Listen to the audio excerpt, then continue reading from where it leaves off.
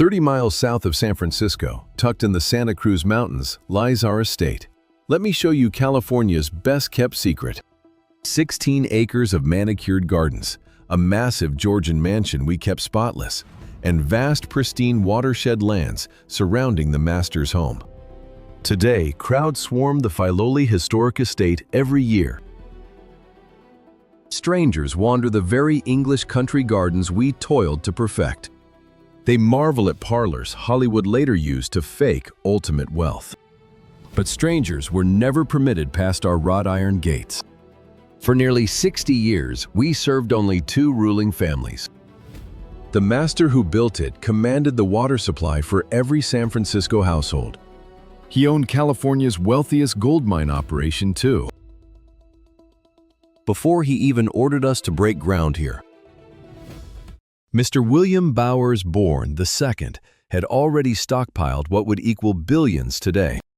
The master bought everything imaginable, everything except more time. Our history isn't merely ballrooms and banquets. It's about a patriarch desperately constructing his own private paradise while I watched his body slowly betray him. A daughter lost across the sea, and the mistress watching her entire family fade away.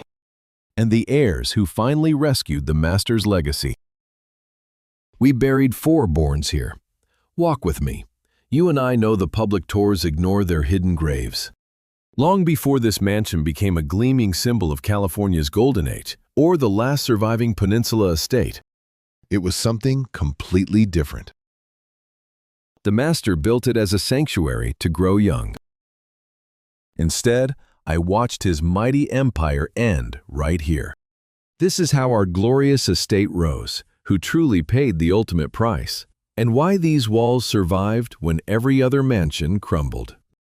Chapter 1. Serving the Heir. Young Mr. William never expected to inherit a single thing. He was just 17 in January 1875 when the madam called him back from Cambridge University. The urgent telegram hit without warning. His father's empire tottered. The family wealth was vanishing overnight. Return home immediately. The boy boarding that ship had known nothing but pure Nob Hill luxury, waited on hand and foot. His father, William Sr., hit California during the gold rush with absolutely nothing to his name. Then forged an empire, mining operations, banking, and insurance.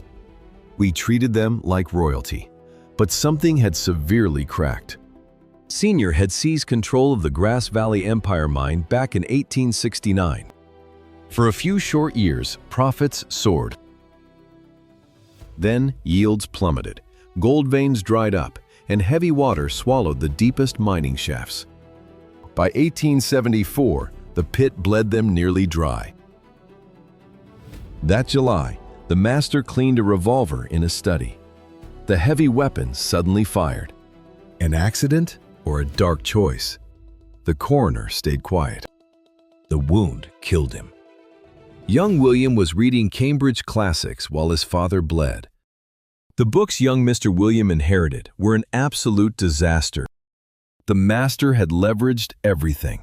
The Grand Empire mine was drowning in mud and debt. Mounting debts threatened us all. At 22, young William faced a brutal tactical choice. Let the house fall or fight. The boy chose war. He swore the flooded mine still held riches, even when the finest engineers laughed. Gold wasn't the issue. It was simply how our men were trying to extract it. The experts claimed nobody could turn a profit below 1,200 feet. The flooding was merciless. Costs be damned, our young master pushed us deeper anyway. Come with me. My master brought in his cousin George Starr, a clever 19-year-old mining prodigy. I watched them overhaul everything, new pumping systems, better drilling equipment. He hired tough Cornish miners from England, rough men whose families had worked tin and copper for generations. These laborers knew how to manage flooding. They knew how to crack hard rock. For several tense years, our empire mine barely broke even. Bills consumed everything, But Mr. Bourn ruthlessly pushed those shafts down. 1,500 feet, 1,800, 2,000. By 1884, the master's mine was highly profitable again. Over the next 40 years, I saw that California mine yield nearly 6 million ounces of gold. It became one of the richest historical operations in California. My young employer, who had been hastily summoned from Cambridge, had rescued our family wealth and forged a massive empire. But gold never satisfied him. In the 1890s, Mr. Bourn locked on to a resource that growing cities desperately required: water. San Francisco's urban population was exploding. Those few natural springs couldn't keep pace. Private utility companies fought vicious, bloody turf wars. By 1890, a single monopoly seized absolute control: the Spring Valley Water Company. Quietly, my master bought shares. This corporate giant owned massive, sprawling watersheds deep in San Mateo County. They locked down Crystal Springs Reservoir. They wielded the brutal power of eminent domain, meaning they could legally seize estates and water rights for the so-called public good, all while operating as a ruthless private profit-making machine. You and I both know it became California's most ruthless monopoly. By 1908, my employer, William Bowers Bourn II, reigned as its president. He alone commanded the daily water supply for hundreds of thousands. The master dictated their rates. He personally decided where pipes went and which privileged neighborhoods drank first. This tactical setup made him spectacularly wealthy. It also made him fiercely, spectacularly unpopular. Furious San Francisco residents paid 24 cents per 1,000 gallons. Meanwhile, Los Angeles, using city-owned infrastructure, paid just 10 cents for that same volume. I saw newspapers print cartoons depicting our company as an octopus strangling the city. Angry editorial writers demanded public ownership. Mr. Bourn couldn't have cared less what journalists said. He firmly believed private business outclassed any clumsy government operation. My master ran the water network efficiently. The complex infrastructure worked. The water flowed steadily. But he quietly knew his monopoly wouldn't survive forever. San Francisco was already plotting a massive alternative. A bold project damming Hetch Hetchy Valley, piping water over 160 miles from the high Sierra Nevada. Between us, that would take decades. Meanwhile, my master controlled exactly what everyone desperately needed. By 1914, William Bowers Bourn II had turned 57 years old. I managed his grand San Francisco estate on Webster Street and the Empire Mine Cottage in Grass Valley. He even owned Muckross House in Ireland. The boss held huge stakes in gas, banks, and real estate, a perfect Gilded Age industrialist portfolio, except a quiet country retreat near San Francisco, where he and the madam could escape. A sprawling place to host elites, a place to garden, a sanctuary to, as he told me, grow young. He began scouting the San Francisco Peninsula for land. The rural prices were remarkably reasonable. I watched the 1906 quake drive San Francisco's elite to build massive Gilded Age retreats. The Crockers and Coles grouped up, but Mr. Bourn demanded a different prize. I heard him say he despised the road's visibility. He craved absolute privacy, and he required water. Come with me to 1914, when he claimed 654 acres near Crystal Springs Reservoir. His personal reservoir on his own utility land, the perfect tactical fortress. I dialed his architect myself, a trusted man from past building campaigns. A builder who grasped both monumental prestige and rugged California practicality. Mr. Willis Polk answered our summons. Chapter 2. A Flawless Hidden Valley. The master's new land gripped the eastern flank of the Santa Cruz Mountains, commanding a tactical view over two massive reservoirs below. That crystal water below was no mere accident of nature.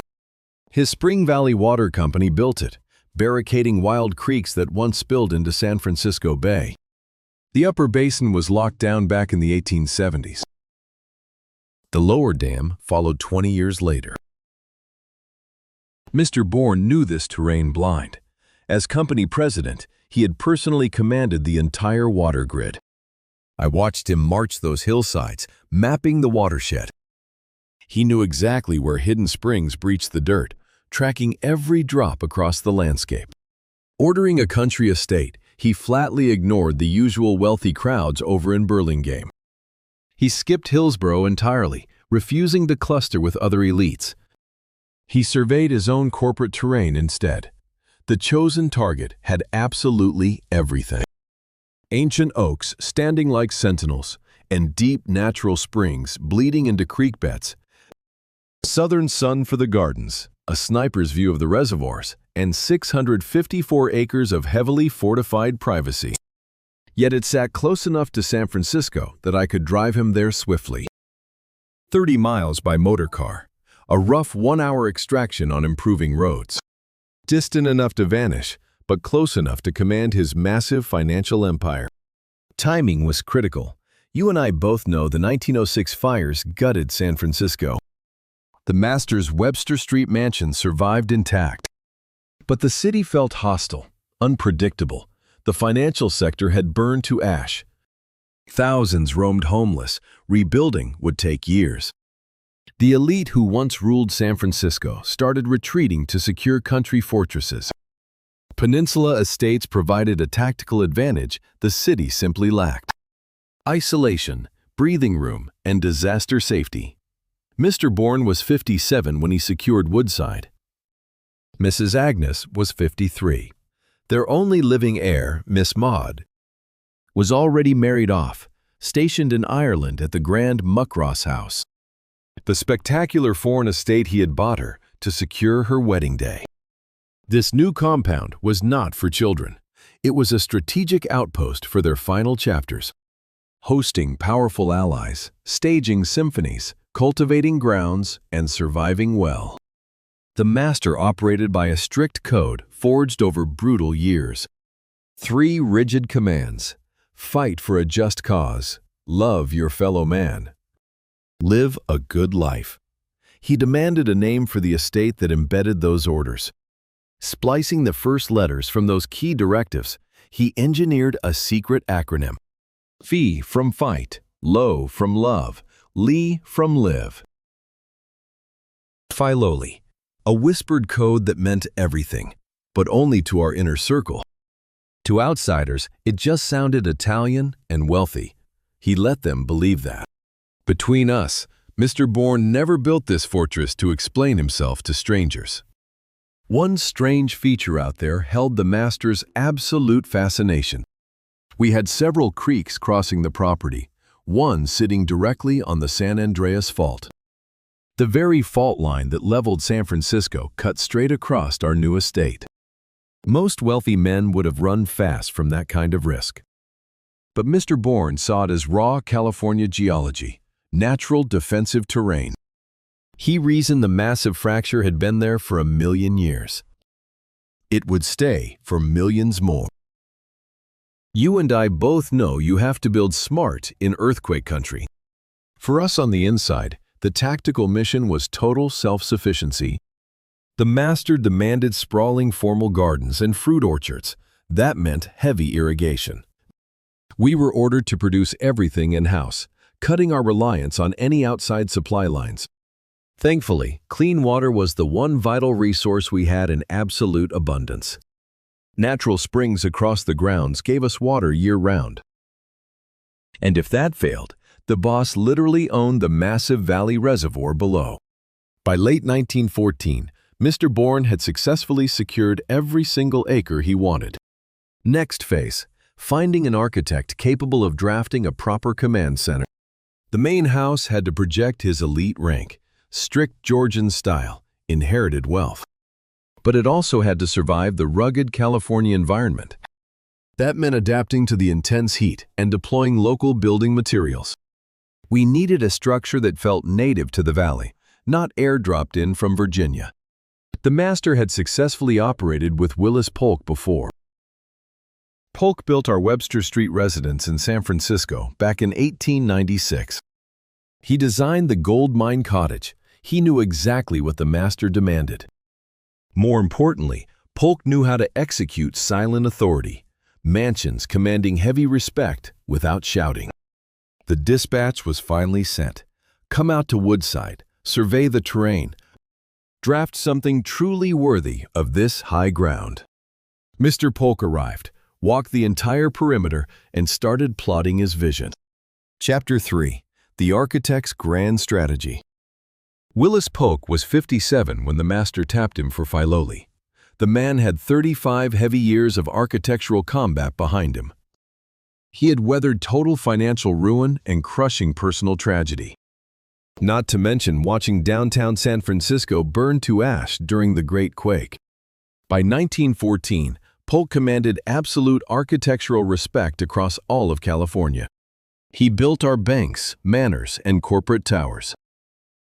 His Halliday building on Southern Street pioneered a radical, all-glass tactical exterior. His monumental triumph at the Palace of Fine Arts practically forged San Francisco's entire post-quake resurrection from the ashes.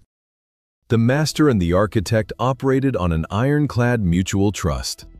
Mr. Bourn never micromanaged. He issued his broad objectives, stepped back, and let the seasoned professional execute. Our Webster Street headquarters was a flawless triumph. Polk understood the master demanded quiet power, never flashy, cheap public displays.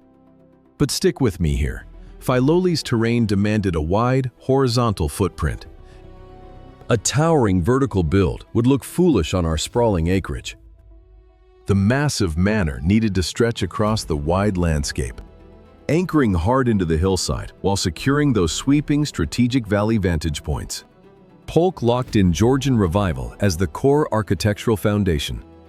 Heavy brick, perfect symmetry, the ironclad conservative traditions of old Virginia and England's ruling elite. Exactly the grand illusion the master demanded to project. But this wasn't Virginia. The architect shifted his tactics. Instead of heavy slate, he ordered red clay roof tiles. A nod to those old California Spanish mission structures. Tough enough to beat the heat, blending right into our landscape. He laid the bricks in Flemish bond, alternating every single block. It made a sharp pattern, harder to build, much more expensive. The exact details separating real historic estates from ordinary rich houses. The whole operation pivoted around a massive central hall crossing the main entrance. Walk the floor with me. A strict axis of grand rooms bleeding directly into each other. Standing at reception, we could stare straight through the drawing room, past the dining table, all the way to the library. Old European kings pulled this exact trick to flex their wealth. The architect weaponized this here at the Bourn Mansion to make our workplace feel massive. It framed perfect sightlines. He locked down the high-value entertaining zones. The ballroom, reception, drawing room, and dining hall claimed the main deck. The master slept upstairs. Us servants held the south wing.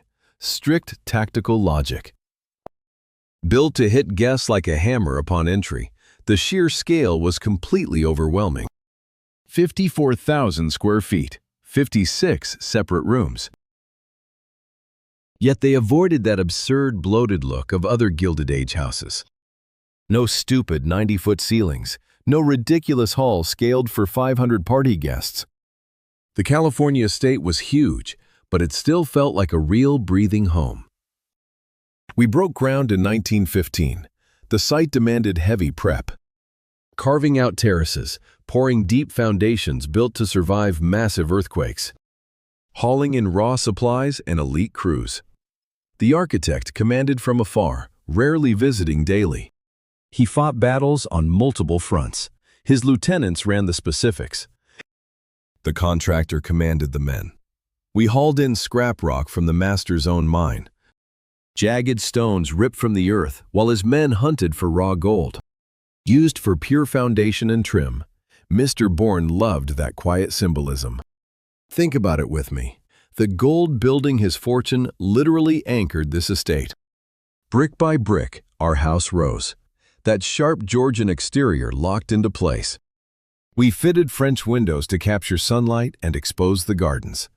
Chimney stacks rose together, arched and elegant.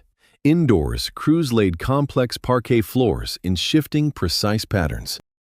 Every room had its own uniform: heavy oak for dancing, dark American walnut for reading. Sharp carved moldings everywhere, ceilings packed with quiet details. The ballroom became our largest operational space. 32 feet across, 70 deep, capped by a soaring 22.5-foot ceiling. Not exactly a royal palace, but plenty of room to maneuver 100 dancing guests. Madame Bourn commanded certain details herself. She demanded flawless acoustics inside the music room. The mistress played fiercely and planned to host elite evening chamber concerts. Our kitchen had to be a machine. We needed space to feed massive evening crowds. The master handled the heavy artillery, forcing the architecture to lock perfectly into the massive gardens he was already plotting out. Securing flawless water lines, making sure every single proportion aligned perfectly. Step back with me. After 2 hard years, our grand estate stood complete. The master dropped over $400,000 on it, over $10 million today. But honestly, our ground seemed modest compared to other estates. Hearst threw millions at his San Simeon castle. The Crocker mansion down in Burlingame burned through even more. Mr. Bourn built something powerful, never crossing into vulgarity. Pure Georgian elegance, adapted for California. A sprawling manor that looked like it always commanded this specific hillside. September 1917.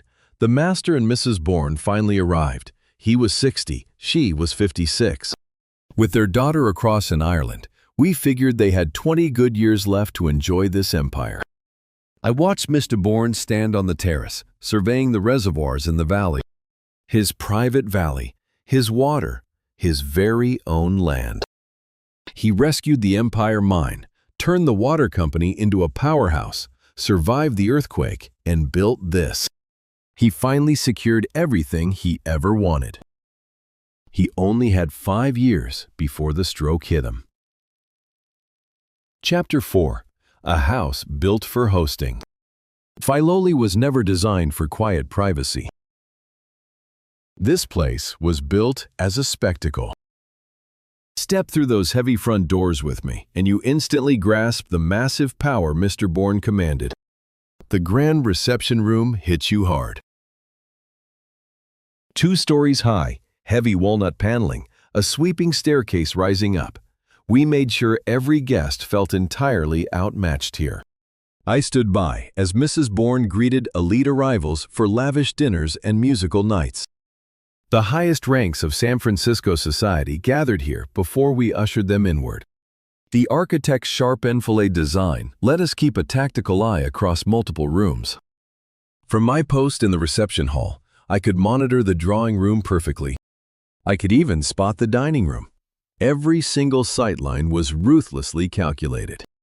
Guests were strategically lured into exploring further. We used the drawing room as a holding zone between the entrance and dinner. Soft linen covered the walls, dropping the tension left by that heavy walnut hallway. A small Carrara marble fireplace forced guests into tight, intimate little seating arrangements. But our true tactical goal was circulation. We moved targets from zone to zone, projecting a flawless illusion of totally spontaneous elegance. Then we opened the dining room. Floor-to-ceiling dark oak paneling, hand-carved moldings, a massive table we set for 24. Here, Mr. Bourn ruthlessly proved he owned the absolute pinnacle of California high society.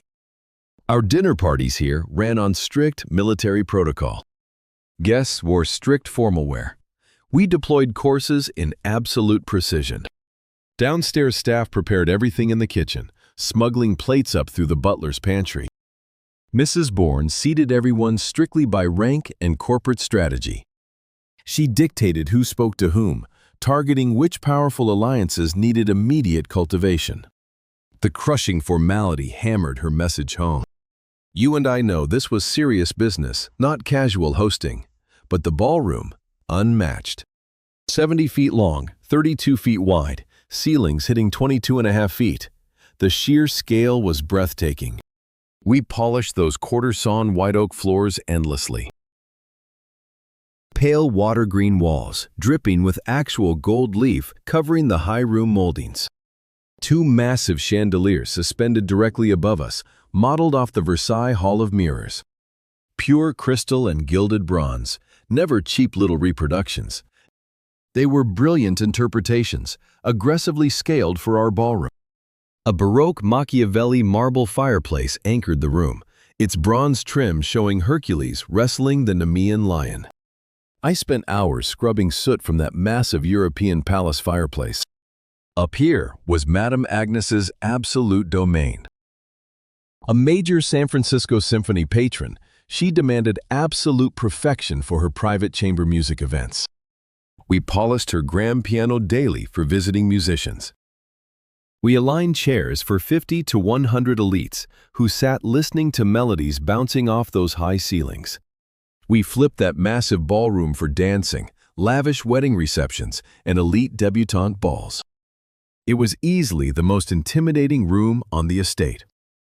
The boss built it to prove Filoli Estates could rival any high society gathering in San Francisco proper.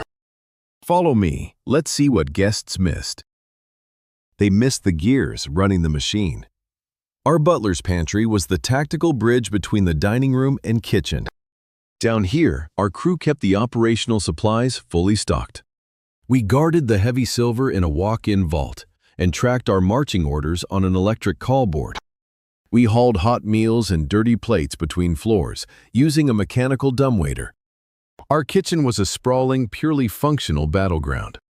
17-foot ceilings pulled the blistering heat away from our industrial stoves, prep stations, and storage racks. When the elite partied, we cranked out up to 9 separate meals daily. That meant breakfast, lunch, and formal dinner for the family, plus our own staff rations, alongside whatever specialty dishes the event demanded. At peak times, a platoon of 35 staff lived and operated at Filoli. Cooks, maids, groundskeepers, drivers, and heavy cleaners lived here. We pulled brutal 14-hour shifts, getting 1 day off every 2 weeks. Standard operating procedure for these massive estates back then. Our barracks sat in the south wing. Cramped bedrooms, shared bathrooms, and absolutely zero luxury. The wealthy visitors never saw where we slept. Our spaces were strictly for survival. The perimeter between their playground and our workspace was ironclad. When the Bourns hosted, their guests saw nothing but elegance. You and I know the sweat it took to build that illusion. The boss and madam hosted non-stop right after we finished the build. We ran endless musical evenings and high-stakes dinners for executives. We also handled massive weekend retreats for their San Francisco friends. The estate functioned flawlessly as an instrument of pure intimidation. It locked William securely at the top of the California elite. It proved his immense wealth could buy a fortress. For a few golden years, our operations ran flawlessly. We kept the ballroom roaring with music and the dining room full. I ushered the absolute power players of San Francisco inside. Madam played piano while the boss closed business deals in the library. They wielded this massive estate exactly how it was designed. Then came the summer of 1921. The whole system crashed. The boss was 64. We noticed him acting a bit sluggish. Headaches and dizzy spells. We didn't worry until the massive stroke hit. Now let's step outside to Chapter 5, the gardens. Before the stroke, while the house went up, William plotted massive outdoor operations. He ordered 16 acres of structured formal gardens. No messy English cottages or quiet Japanese meditation corners for this estate. We maintained grand European designs, strict geometry, perfect symmetry, and ironclad structure. The boss demanded garden rooms that locked into the house architecture, forming one massive, unified compound. He demanded distinct zones for every tactical purpose. Parties, morning patrols, and absolute silence. Walk with me. The master needed an expert in true landscape architecture. Mr. Bruce Porter got the summons in 1917. He was 54, a respected Renaissance man dominating the San Francisco art scene. Murals, stained glass, he did it all. He built grand estates for wealthy masters. He survived the Great Quake and helped drag our city's culture from the rubble. But his real weapon? Knowing how landscape design commanded building architecture. He studied the grand European estates. He analyzed Gertrude Jekyll in England and mastered the strict Italian Renaissance rules, deploying stone walls and sharp hedges to construct rigid outdoor rooms. The master and Bruce surveyed our grounds together. Our terrain sloped up toward the western hills, a perfect canvas for striking terraces and sharp elevations. Rugged natural terrain, massive oak trees, jagged rock outcroppings were drafted into the design, never destroyed. Mr. Porter's blueprint solidified over agonizing months of tactical planning. The landscape would march south from the main house down one rigid axis. Locked courtyards would spill into each other, forcing a calculated march of discovery. Thick brick walls and razor-sharp hedges locked down the zones. The formality was absolute. You have to understand, we weren't building nature, we were building absolute control. We forced the dirt to obey the master's vision. But Porter just drew lines. He sketched the skeleton of the estate. We needed someone to make it breathe. Miss Isabella Warren took command of the horticulture in 1917. At 48, she came from a proud California family, their entire fortune wiped out by brutal mining losses.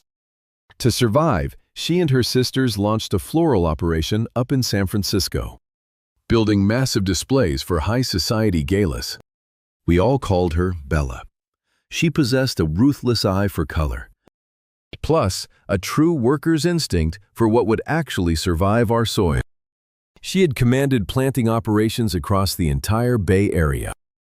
The rich elites trusted her blindly. Here at Filoli, her mission was highly specific. Select every seed, sync the seasonal colors, and keep the grounds flawless all year. She operated inside the strict boundaries Porter drew. He dictated the hedgelines, their exact height, and the trajectory of our patrol paths. Bella commanded the species list, targeting exactly which colors exploded in which season. She engineered the deep layered visuals. Their alliance held because both respected the grand mission. Mr. Porter built the hard architecture. Bella armed it with living art. We broke ground in 1917, sweating until 1922. You don't conquer this landscape in one season. Forcing a mature estate takes years of blood. The first drop zone guest hit outside the manor was our massive sunken garden. Porter carved it out as a dropped rectangular trench, locking a calm reflecting pool right in the dead center. That basin held 8,000 heavy gallons, deep enough to mirror the sky and anchor the entire zone like a fortress. We armored it completely against ground seepage. We dropped in tropical and hardy water lilies, timing their blooms like a synchronized clock. Bella flanked the water with sharp turf panels, anchoring the sides with twin olive trees. See it for yourself. Japanese yew locked the perimeter, sheared into flawless geometric walls. That sunken garden made a statement. The master commands water. Out here in California, water has always meant power and serious money. An 8,000-gallon decorative pool was just pure, unbelievable luxury. Mr. William charged city folks by the gallon, but here at his estate, water was purely decoration. Past that pool, our daily suite pushed upward through endless walled garden rooms.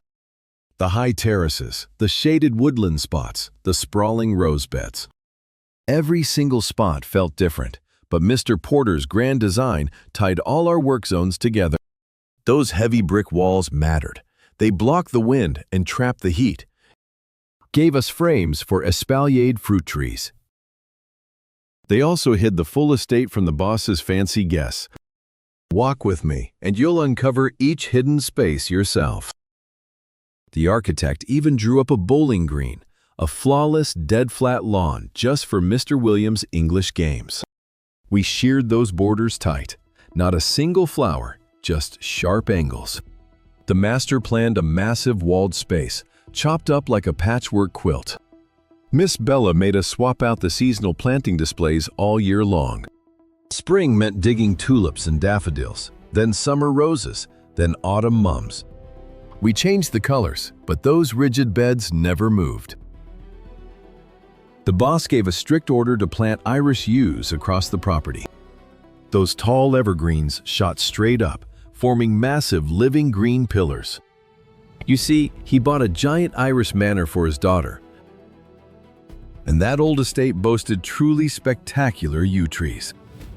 Miss Bella ordered the staff to take fresh cuttings over there, sprout them up north in Grass Valley, and haul them down to us. I ended up planting over 200 Irish yews to line these grand pathways. Whenever the master strolled these paths, he got to look at trees tying his mansion to his daughter's Irish home. A living green bridge across the ocean. Keeping this place alive broke our backs. We clipped hedges daily for perfect angles. We pinched dead blooms and hauled in fresh seasonal flats. Mowing the lawns, weeding the long gravel paths. By the late 1920s, 12 of us worked these grounds full-time. Our head gardener, Mr. Mariconi, lived right here on site to watch us sweat. He stayed on this property barking orders for 50 years. Miss Bella kept directing the planting designs and color schemes. She'd show up constantly, changing our work, demanding new stock, enforcing her perfect standards. I promise you, the gardens we built looked completely unlike the rest of California. It had that rigid Italian structure, mixed with proper English beds and local brush. It felt ancient, yet somehow completely new. It looked like Europe, but rooted in our dirt. By 1922, we finally had the bare bones planted. Everything was young. The hedges needed years to thicken up. My trees needed time to stretch. But the master's vision was finished.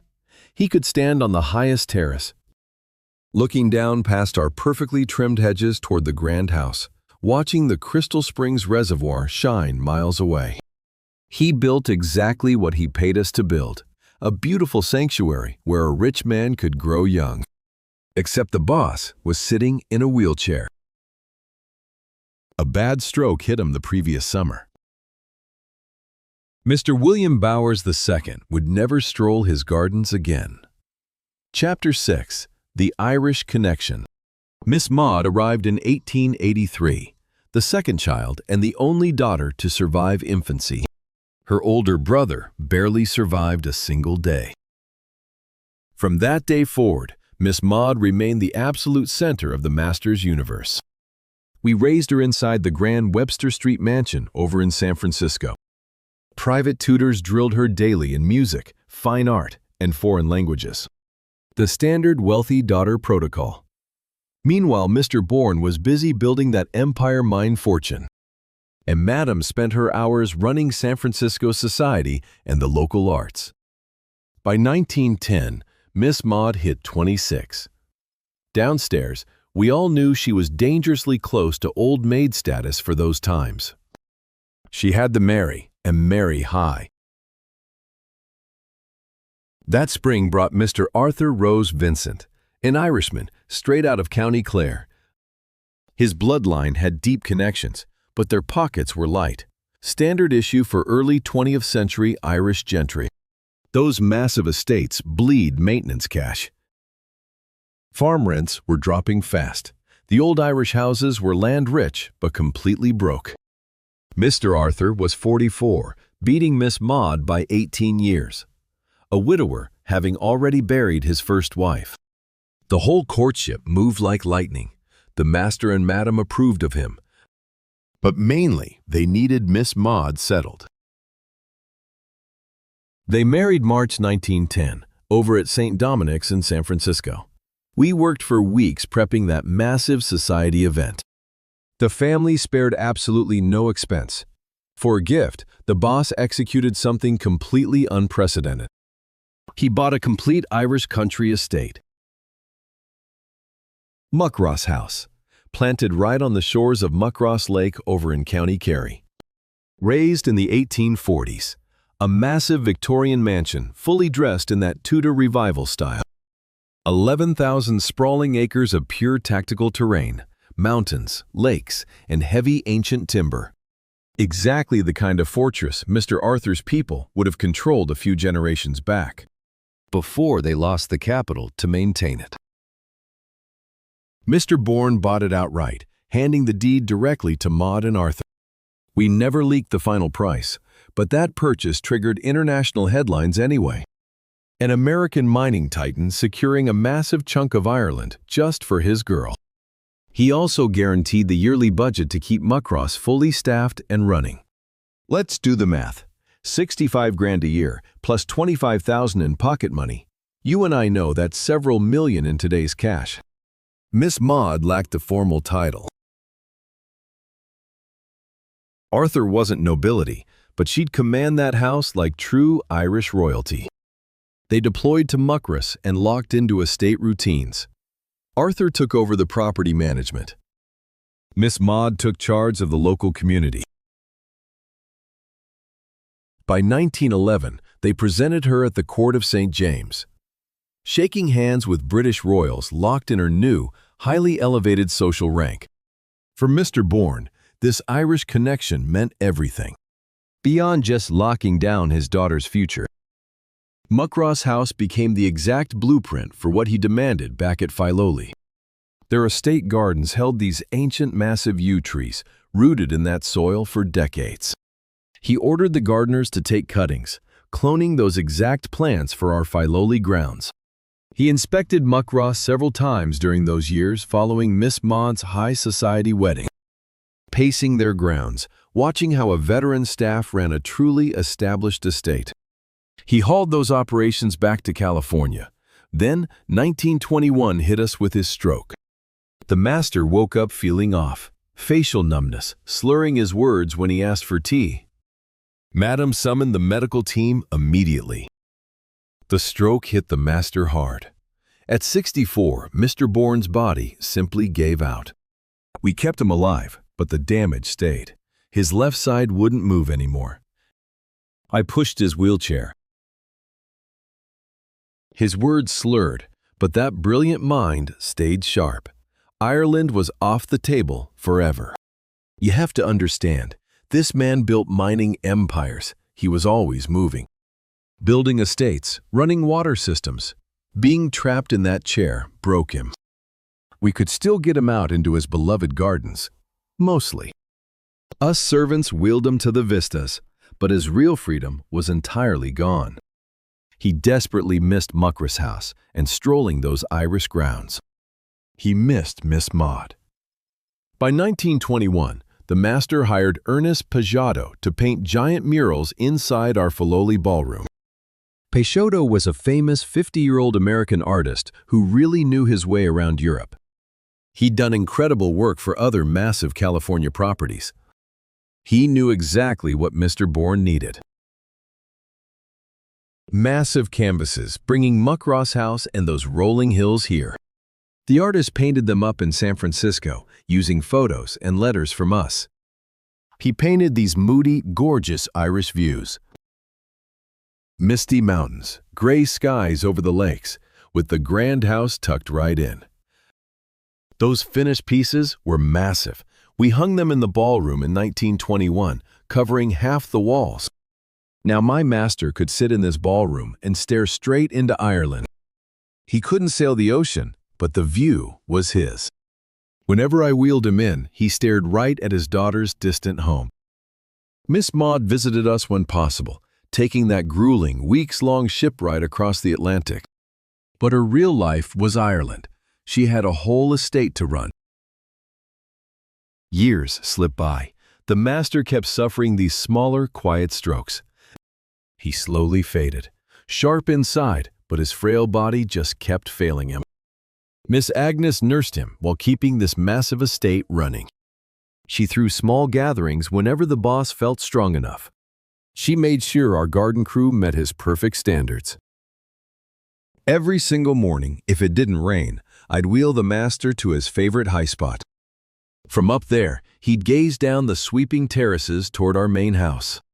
Looking over the valley and reservoirs, his water, his private, beautiful creation. Stuck in that chair, staring out at the grand empire he built. Let me tell you about 1929. A New York telegram arrived. Miss Maud was sailing back to Ireland after visiting Manhattan. She caught severe pneumonia during the crossing. When they finally docked, our sweet lady was barely hanging on. November 18, 1929. She died in Manhattan at just 45. It completely shattered the master and Miss Agnes. Their only child, gone. Mr. Bourn was far too weak to cross the country for her funeral. Miss Agnes went alone. We brought Maud's body back home to California. I helped bury her in our estate cemetery, right next to the infant brother she lost at birth. Once Maud passed, my boss started liquidating his massive holdings. He sold the legendary Empire mine off to Newmont Corporation, tying up loose ends. He built an empire, crafted Filoli, and secured his daughter's Irish future. Now his beloved girl rested out in the dirt, and he was a prisoner to that chair. That Irish legacy we all celebrated suddenly just felt like an open wound. You see, those grand murals now just showed a place he had. Our employer would never again see where his daughter had lived and vanished. Mr. William held on 7 more years. Then came the stroke. Let me tell you, 1921 started perfectly normal. The boss was 64, running his massive businesses while spending more days with us. Mrs. Agnes was 59, obsessed with the gardens. Our grand manor was finally finished. The grounds looked incredible. Then one morning, the master couldn't get himself out of bed. His left side was totally dead weight. His face drooped. We heard him try to give orders, but words slurred. The madam rushed doctors down from San Francisco. We all knew the verdict.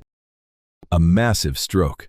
It wrecked the right side of his brain, paralyzing his left half entirely. Back in 1921, medical science couldn't really fix a stroke. Bed rest and praying another attack wouldn't finish him off. Those expensive doctors just stood around, waiting to assess the damage. Our employer survived the hit, but that heavy paralysis stayed. His left leg gave out entirely. Walking was done. His arm barely moved at all. His fierce voice softened up, though he still gave orders. The cruel part? His mind stayed razor sharp. He knew exactly what he had lost. We had to bring in a wheelchair. This titan who saved the Empire mine by digging deeper. The exact same tycoon who ruthlessly monopolized the water supply. The boss who built this sprawling mansion. Now that powerful man sat trapped in a chair, needing us just to move around. You have to understand, for a commander like him, this was a living death. We tore up the house, built ramps right over the stairs, smashed door frames wider for his chair. We assigned certain staff just to handle his daily needs. Those gardens became his heaven and his hell. We still wheeled the master outside daily. We pushed him to precise lookout points across the grounds, spots where the paved paths were flat enough to lock his brakes. Every single clear morning, he ordered us to push him up to the highest garden ridge. From up there, he glared down the terraces at the mansion, out toward the Crystal Springs Reservoir. His personal reservoir, his own corporate empire. The sprawling valley he ruled for decades, he could see everything. He just couldn't march across it anymore. The madam hardened into her new role. She always pushed the estate forward, but now she commanded the entire operation. She briefed us gardeners directly. She directed the expensive plantings. She ran the household crew. She also stayed right by his side. 40 years of marriage tested hard. She watched him build an absolute empire. Now she watched him slowly fade. But the boss wasn't quitting yet. He ordered massive muck-ross murals painted in the ballroom. Giant paintings showing off his daughter's Irish lands. If his legs wouldn't reach Ireland, he'd drag Ireland right into Filoli. He kept running his heavy business deals, at least the parts we could handle remotely. Executives drove up here for secret meetings. He studied financial reports, handed down orders, but his body kept failing. Stick with me here. More minor strokes hit him, each stealing another piece. In the end, Agnes became his eyes and legs. Let me tell you what it was like. The mistress walked those paths daily, reporting back, checking our work. Which flowers bloomed, how we trimmed the hedges, ensuring we met the master's strict standards. She completely took over the estate's heavy social calendar, too. The master couldn't handle massive crowds now. Instead, she brought in smaller, quiet groups. We served tea during musical afternoons and garden parties, letting guests admire what he had built. By then, our estate gardens were famous across the county. Fancy garden clubs from San Francisco constantly begged for tours. The mistress filtered them strictly. We only escorted select groups, guarding the family's privacy. She fiercely protected his legacy, while the master sat confined to his wheelchair, unable to walk it. By the mid-1920s, Mr. Bourne's fragile condition finally stabilized, but at a severely diminished capacity. He sat, he gave us orders. We pushed his chair to the viewing terraces, knowing he'd never walk those stones again. Our whole staff routine revolved around him. Morning rolls out to the main garden viewpoint. Afternoon rest hours, then evenings stationed in the grand library. It depended on if she was hosting. A tycoon who once ran empires now relied entirely on us. He couldn't cross a hallway unless I or another footman pushed him. He couldn't even stroll his own prized gardens. He couldn't sail to Ireland to see his daughter. All the master could do was watch. Watch our planting mature. Watch the mistress command the estate. Watch his massive business empire run without him taking charge. In 1929, I recall the telegram arriving. At 72 and trapped in his chair, he heard his only child died of Manhattan pneumonia. Way too frail to reach New York, he missed her funeral entirely. The mistress went alone. We readied the Filoli grounds when she brought Maud's body back. After that, the master just broke. He started liquidating his massive holdings. We heard the Empire mine sold. Talks for the water company sped up. San Francisco bought it next year for $41 million. He was packing up his life. The mistress knew it. She had spent 8 grueling years watching the man slowly waste away. That first stroke didn't take him, but we knew it started a slow clock nobody could stop. Every single morning, we still pushed his chair to the overlook. He would just sit there, staring down at our gardens and the vast valley stretching out beyond, thinking whatever heavy thoughts a fallen titan thinks near the end. Later, the mistress would find him. We left them to sit together in total silence. 49 years married. From what we saw, most of it was good. But this final decade was brutal. At 73, she just looked deeply, thoroughly exhausted. Come January 1936, the mistress got sick. Us staff never got the exact medical details. Whispers said pneumonia or heart failure. At 75, her fragile body finally just surrendered. She passed on January 20th, leaving the master completely isolated in this massive house. His daughter rested outside. His wife of 54 years was dead. A frail 78-year-old man, stuck in that chair, trapped inside a 56-room mansion he couldn't even navigate alone. He lasted 6 hollow months without her. On July 5, 1936, the old master finally passed away. Doctors listed the cause as complications from years of paralysis and those brutal, recurring strokes. We buried him in the estate's private cemetery, right there next to Agnes and Maud. Walk back there today, and you'll see 4 Bourn family graves. The master, Agnes, Miss Maud, and the infant boy lost in 1882. We staff even relocated the little one's remains here from the original gravesite. The estate the master built to reclaim his youth became their final resting place. Chapter 8. Let me walk you through the end. We put FILOLI on the market in 1937. We had no direct heirs left to serve. Miss Maud passed without giving Arthur any children. The master's siblings already had their own private households and families. None of the surviving Bourns wanted to shoulder a 654-acre property with our massive upkeep costs. We knew this massive compound required a very specific buyer. Someone rich enough to handle the deed, plus the massive wages to keep us running. A master who respected our work and would keep the grounds perfectly pristine. We never heard the final price. Deals this huge were locked down tight behind closed doors. Plenty of rich prospects toured our halls. You and I know running this giant estate costs a fortune. Most ran away. Too quiet, even just 30 miles outside San Francisco. Then one couple saw our true potential. Mr. William P. Roth and his wife Lurleen toured the grand halls in 1937. We knew the madam was Captain Matson's daughter, the man who built Matson Navigation Company. His massive fleet ran those famous white luxury liners straight between San Francisco and Hawaii. When the captain died back in 1917, he left behind the strongest maritime shipping empire crossing the Pacific. The madam inherited a staggering fortune. Her husband, we called him Mr. Bill, took command as president of Matson Navigation. Together, they brought fresh California money into our halls. They already held a beautiful city residence right up in San Francisco. But our estate was entirely different. Mrs. Roth stared at our gardens and saw greatness. She was a brilliant gardener herself, commanding deep knowledge of plants and design.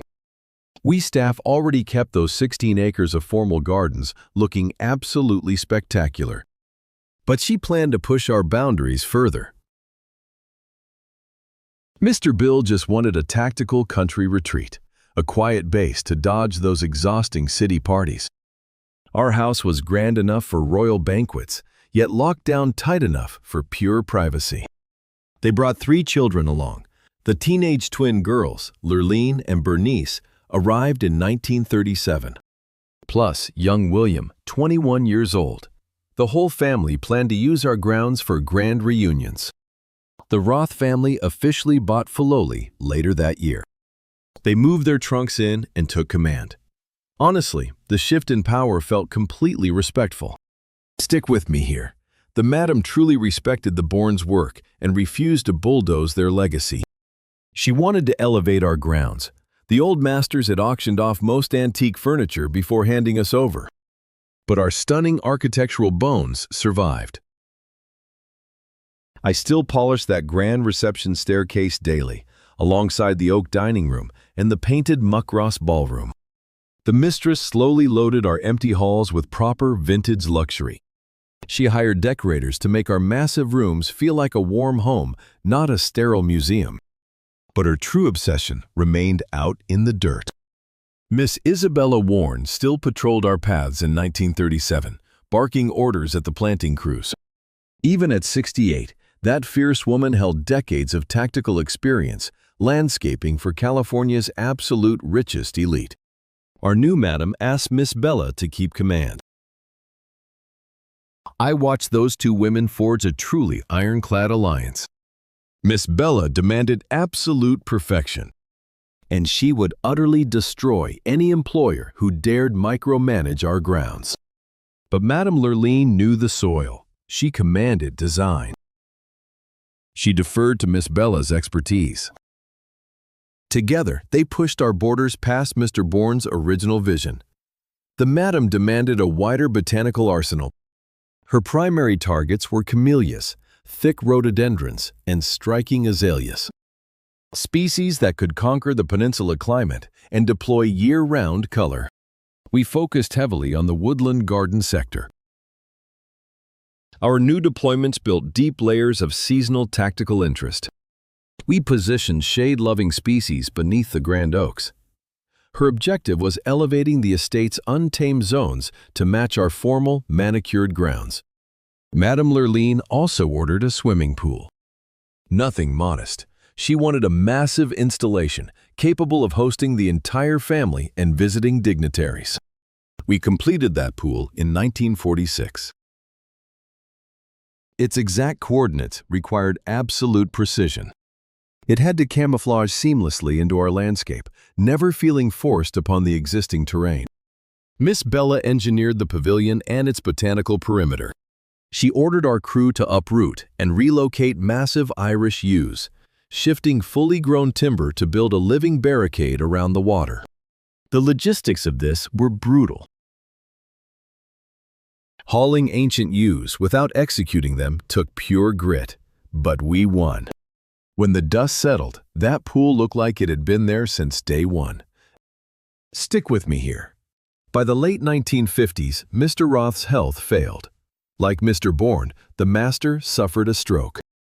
We had constructed that water facility partly for his physical recovery.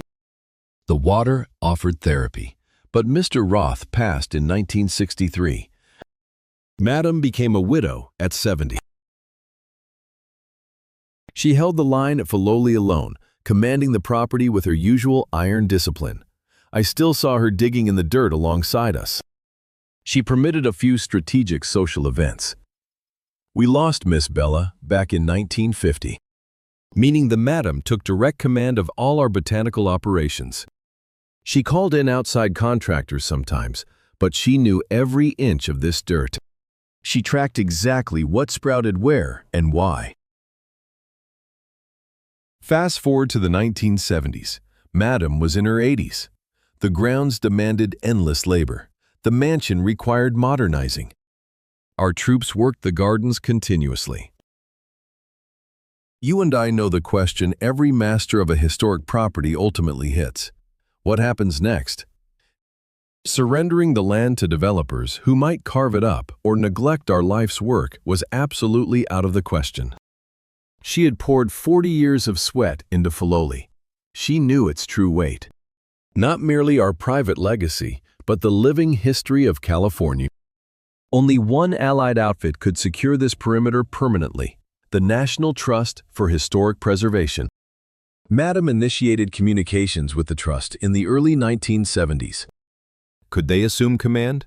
Would they garrison it as a protected historic landmark? Would civilians be allowed inside? The organization took the bait. Our estate was the exact sort of California stronghold they were founded to protect. An unbreached early 20th century compound broadcasting a crucial narrative about American power and high society. The diplomacy dragged on. The trust had to confirm they had the capital for our constant upkeep. Madame had to guarantee they wouldn't destroy the masterpiece she and the Bourns had forged. In 1975, Madame Lurline Matson Roth surrendered the entire Filoli property, right to the National Trust for Historic Preservation. Her transfer secured the manor, our gardens, and surrounding acreage. You see, she even deployed a massive endowment to fund our daily operations. Madame's logic was plain. She told us, this place is just too grand to keep hidden. By year's end, we were opening our doors to strangers. Outsiders finally walked the pristine gardens our old master Bourn, Mr. Porter, and Miss Warren crafted back in 1917. They marveled at the grand halls Mr. Polk built. They witnessed firsthand what true Gilded Age fortunes commanded. Madame Lurline relocated down the road, watching her beloved estate thrive under public eyes. Guests poured in, honoring the history she fought to protect. A mansion built for one master and polished by one devoted woman was now something vastly bigger than us all. Now it belonged to everyone. But let me tell you what happened right before the crowds arrived. Before the endless tours, Hollywood arrives straight at our front door. Chapter 9. Paradise on Screen. In 1978, a massive film crew stormed our quiet grounds. Mr. Warren Beatty was shooting Heaven Can Wait, some comedy picture about a dead athlete coming back to life inside a completely different man's body. His picture needed a backdrop dripping with pure, unmatched wealth. A house so flawless, you could actually mistake it for heaven. Their scouts chose us. They actually turned our grand ballroom into Mr. Beatty's workout room. Our manicured lawns framed perfect, sweeping outdoor shots. The hedges I pruned gave them the exact timeless elegance their script demanded. This wasn't some small project. It was a massive studio picture. When it premiered, millions admired our home without knowing its true name. To them, it was just the finest historic property ever put on film. The picture made a fortune and snagged 9 Academy Award nominations. Suddenly, our quiet estate was famous around the entire globe. But honestly, that was just a warm-up for the storm.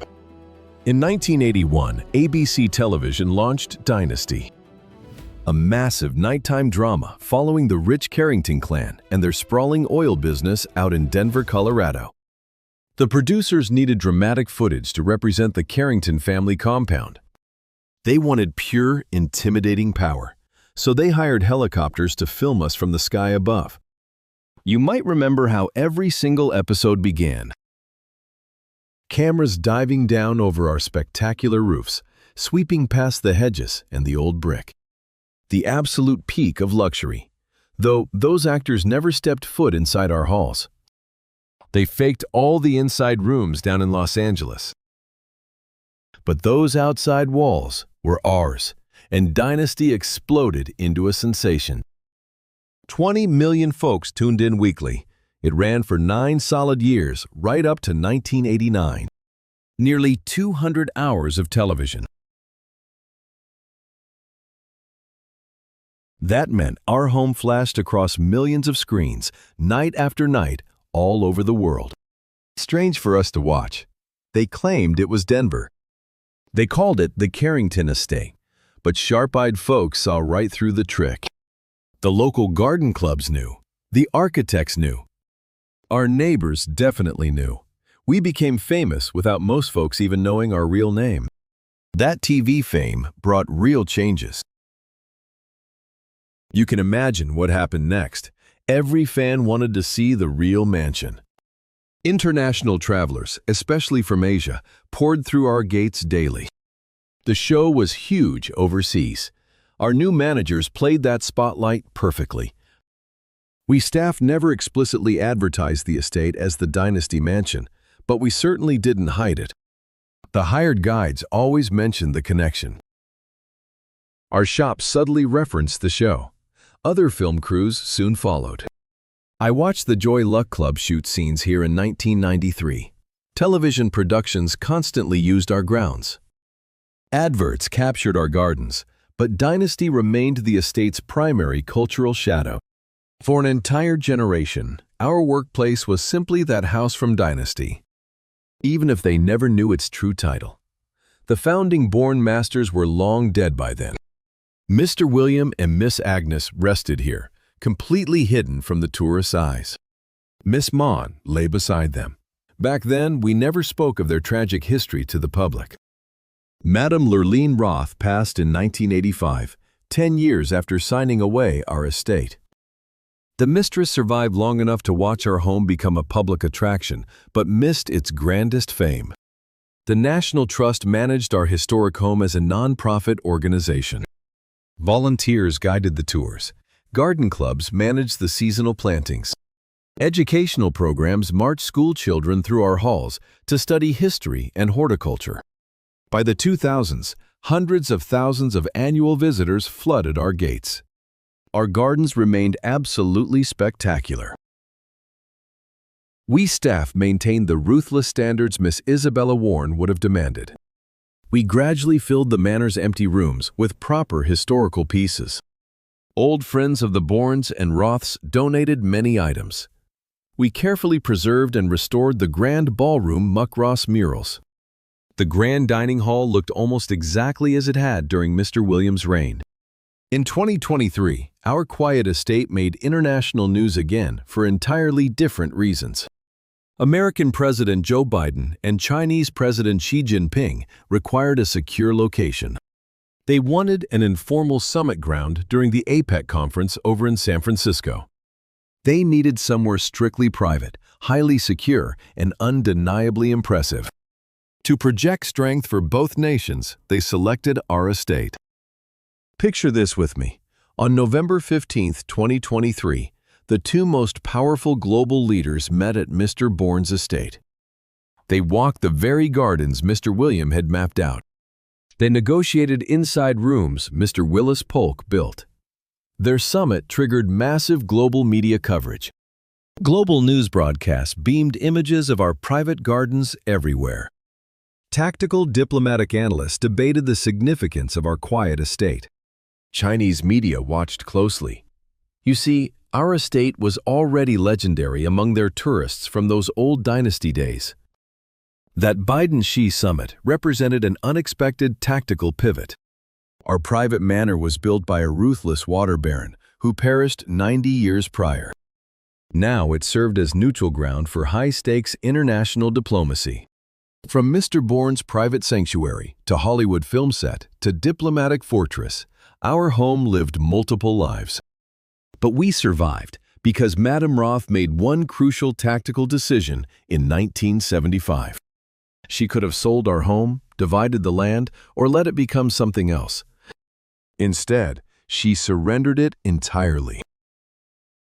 Too beautiful to be private. Believe me, those 5 words saved us. Chapter 10. Filoli Forever. Today, our estate manages over 400,000 visiting civilians annually. These guests travel from all around the globe. From China, where that dynasty broadcast made us famous, and across America, where elite garden enthusiasts know our legendary reputation. From San Francisco, where local families deploy repeatedly to witness our shifting seasonal changes. Our gardens bloom year-round. In spring, 75,000 planted bulbs erupt into brilliant color. Countless daffodils, bright tulips, and hyacinths. In summer, I watch roses explode across our walled garden while zinnias flood the beds. Autumn hits, bringing sharp chrysanthemums and changing leaves. Come winter, pale camellias bloom out in my woodland. My crew plants exactly by the old photographs and spoken memories. We keep Isabella Warren's old vision alive, just like Roth demanded. Out here, the grounds feel frozen in time, yet completely alive beneath our calloused hands. Today, you and I are exploring this grand museum, but that word barely scratches the surface. This is no dusty relic. It is a massive Gilded Age estate, surviving perfectly intact. Most mansions from our era got torn apart or flattened. Down the peninsula, the Crocker Estate and Cole Mansion used to stand tall. Those mansions were carved up, bulldozed, or turned into something completely different. After World War II ended, the social order shifted hard. Running these massive properties suddenly felt too expensive and awkward. We survived purely through blind luck and timing. The deed passed from the Bournes to the Roths, straight to the trust, dodging developers entirely. All 654 acres held firm. That makes us extremely rare. Our estate stands alone. Nothing else like it remains. It shows exactly how the California elite lived. You can still pace through every grand hallway. I polish the ballroom's Muckross murals and dust the heavy oak paneling in the dining room. The reception space hasn't changed since Agnes Bourne welcomed her wealthy guests. Downstairs, our kitchen hides the heavy machinery keeping their parties elegant. The butler's pantry exposes my team's invisible labor. Our cramped quarters down the hall prove what built their luxury. Let's face facts together. We never hide our dark history. Today, they finally admit this luxury ran entirely on low-wage servants. Mr. Bourne's water monopoly choked the working class in San Francisco. That all this California wealth came from quiet exploitation, not just genius. Still, our daily sweat preserves a harsh beauty that would fade otherwise. Bruce Porter's original garden layout still stands perfectly firm. Willis Polk's heavy stone details haven't shifted an inch. The precise dream William and Agnes Bourn demanded is still clear as day. Our property sits on earth belonging to the Ramaytush Ohlone people, long before any white settlers arrived. Lately, the big bosses started admitting this bloody past. The center works with real Ohlone descendants to share a painfully complete historical truth. The massive San Andreas Fault cuts straight beneath my boots. I cross a small timber bridge on the nature trail. It marks exactly where I step from the North American plate to the Pacific one. The exact fracture that leveled San Francisco in 1906 runs underneath our roses. Mr. Bourn built the house anyway. He knew the heavy risks. California was always dangerous earthquake territory. You pour concrete carefully and accept the danger.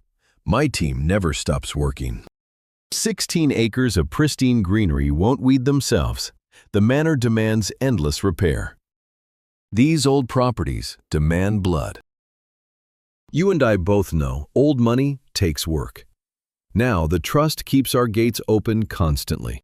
Nowadays, ticket fees and visitor donations pay for our daily upkeep. Madame Roth left a fund, but it hardly covers everything. It creates a rather strange dynamic. The master's fortress, built on massive riches, now survives on the pennies of everyday folk. Mr. Bourn would turn in his grave seeing the public rule here. We watch thousands of school children track in mud to study our history in gardens. Garden clubs inspect what we planted. Students sketch the halls we scrub. Scholars dig into the master's pasts. Then that 2023 summit brought a fresh wave of prying eyes. Global news crews broadcasted our quiet estate to the whole wide world. Folks who recognized our halls from that Dynasty television show arrived in massive droves. That summit proved our grounds still matter today. We aren't just polishing a dead museum. Real power still gathers here. We set up chairs for grand garden weddings weekly. Corporate suits rent out our lawns. I hear concerts in the ballroom where Madame Agnes played. We keep the estate breathing, never frozen. We tend 4 quiet graves in a private cemetery out back. The master, his wife Agnes, Miss Maud, and a baby boy lost back in 1882. Walk with me a moment. The tourists never see these stones, but we watch over them. A reminder that this was their home. That flesh and blood masters lived, suffered, and died right here. Mr. Bourn built these walls to find his lost youth. Instead, we watched his bloodline end, right as his true legacy was taking root. His fortress outlasted him by 90 years already. We will keep it standing through the next century. This historical trust means our children will maintain the very stones the master laid down. Would the master approve of commoners tramping through? We will never know. He demanded strict privacy. We guarded those gates fiercely. 400,000 strangers tracking dirt through his pristine gardens would have made him sick. But the master is gone. Madame Agnes and Miss Maud too. Even Madame Roth passed on. Yet we still make these gardens bloom exactly as originally designed. Music still echoes through the grand ballroom occasionally. The master's private reservoir still sparkles out in the distance. We are still here because Madame Roth understood a truth the old master missed back in 1917. Some treasures are too beautiful to hoard. Certain estates belong to the public, no matter what the arrogant lords intended. The master built this place on pure gold and towering ego. It survives because one lady handed us the keys to share. That is the true legacy. You and I know it wasn't the gold or the ghosts, but the choice to open the gates. Now, hundreds of thousands march through the old man's private dream annually. They see his sweeping views. They tread upon his polished floors. They stand exactly where I pushed his wheelchair, staring down at the blooms and the vast valley beyond. His massive empire crumbled. That Spring Valley Water Company dried up decades ago. The Empire Mine finally closed in 1956. The wealth vanished, but our gardens still bloom. The manor still stands. The vision persists. That is what we protect from the Gilded Age. We servants never cared about his money or power, just the beauty, that's enough. I used to wheel Mr. Bourn II up to the highest garden terrace. He'd stare at the massive house and the valley he ruled. He never guessed what his estate would become. He built this place as a private fortress, a quiet sanctuary where San Francisco's rich friends could hide from the city. A massive monument to his own success, a gift for his wife, a bridge to his faraway daughter. We buried the master out in the garden in 1936, alongside his kin. Then the Roth family took over. We started a completely new chapter. Mrs. Roth pushed the garden borders further. She kept us working for 40 years. Then she shocked the entire staff. She gave the whole property away. Now it stands as the last complete Gilded Age mansion left on the peninsula. Every other grand house was chopped up, smashed down, or ruined. Only our estate survived intact. The exact gardens Mr. Porter designed. And Miss Warren made us plant still bloom perfectly to their vision. The massive house Mr. Polk designed still shows off his brilliant twist on California architecture. 400,000 strangers visit us yearly. They admire gorgeous grounds bought with extreme wealth, now saved for the public. They walk the rooms where we serve the master's wealthy guests. They gaze at the giant murals we dusted, painted because the master couldn't travel. You and I know the truth, though. They see elite California history, but our story isn't simple. Mr. Bourn built his massive fortune hoarding the city's water, a brutal monopoly that squeezed the poor. His gold mine funded this mansion, paying men dirt wages to work in deadly, dark tunnels. And this elegant lifestyle? It relied entirely on U.S. staff sweating through 14-hour shifts. But this place preserves irreplaceable beauty. Incredible gardens we spent decades growing. Flawless brickwork built by master craftsmen. His grand vision absolutely worked. The Bourn family is long dead, their old money scattered. Their companies were sold off. But this house stands because Mrs. Roth figured something out. Some things are just too stunning to hoard. We kept the gates locked tight back then. The master demanded absolute privacy. The master would despise seeing commoners tramping through his rose beds. Good thing he is gone. All that remains of his powerful empire is this property, and now it belongs to the public. This estate survives, altered but perfectly intact. We still prune the paths. The big house stands firm. It's the final echo of that golden era. Not the massive monopolies, not the fortunes, the gardens. Walk these gravel paths today, and you will step exactly where I pushed the master's chair. You will see the ballroom where the misses played piano. You'll stand where Mrs. Roth fought for decades saving our work. You will not see their graves. We keep those hidden, but you and I know why this estate matters. Why our work was worth saving. Why massive crowds still flock here annually to see the gardens and mansion built by a ruthless water baron who died almost 90 years ago. Because true beauty outlives dirty money. Because places mean much more than the master intended. Because sometimes the beautiful things we build with our hands outlast the masters who ordered them. This house is too beautiful to stay private. Mrs. Roth was right.